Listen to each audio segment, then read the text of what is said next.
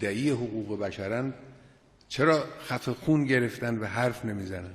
این کسانی که مدعی آزادی و دموکراسی ان چرا حمایت میکنن از یک چنین دستگاهی؟ دنیا نسبت به این قضیه بایستی احساس مسئولیت بکنن، حالا هم دنیای اسلام و هم بقیه مردم دنیا. این چه وضعی است؟ این چه شکلی است؟ اون وضع یمن، اون وضع بحرین که اینا رفتن در بحرین نیروی مسلح بردن،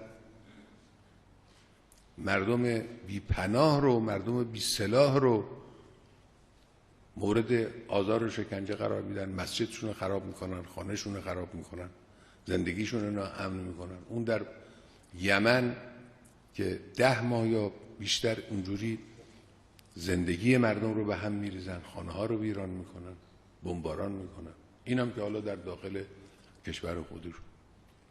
این مسئله بسیار مهمی است. اینو نباید رها کنن کسانی که علاقمند به سرنوشت بشریتن، به سرنوشت عدالتن، به سرنوشت حقوق بشرن، کسانی که صادقانه دنبال این قضایا هستن، نباید این قضیه رو رها کنن، باید دنبال بکنن این قضیه.